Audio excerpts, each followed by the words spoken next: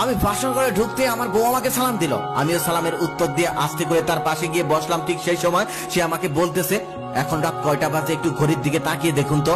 আমি অবাক হলাম, কারণ নতুন বউয়ের মুখে এমন সাহসিকতার প্রশ্ন শুনলে সবাই অবাক হবে। তারপর আমি ঘড়ির দিকে তাকিয়ে দেখি রাত 1:30। তখন আমি আমার বউকে বললাম, দেখো এখন আমার বিয়ে করার কোনো ইচ্ছে ছিল না, শুধু বাবা মায়ের চাপে পড়ে আমাকে তোমার বিয়ে করতে হয়েছে। তবে আমার কারোর সাথে সম্পর্ক নেই, কিন্তু আমি বিয়ের জন্য এখন মানসিকভাবে প্রস্তুত না।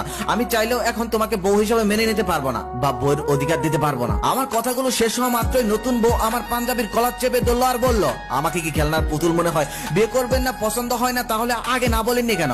বিয়ে করলেন কেন? আপনার বিয়ে করার ইচ্ছে নেই, এটা আমাকে আগের থেকে বলতেন, আমি দরকার পড়লে আমার পক্ষ থেকে বিয়ে ভেঙে দিতাম। তবে মায়ের প্রতি এমন ভণ্ড শ্রদ্ধা দেখাতে গিয়ে আমার জীবনটা নষ্ট করলেন কেন? আমি তো আপনার কোনো ক্ষতি করিনি, এখন আমি আপনার কোনো কথাই শুনবো না। আজ থেকে আমি যেভাবে বলবো সেভাবেই চলবে সবকিছু। এই বলেই কলারটা ছেড়ে দিল আর বলল, আচ্ছা ঠিক আছে, দিতে হবে না আপনার বউয়ের অধিকার, যান নিচে গিয়ে ঘুমান।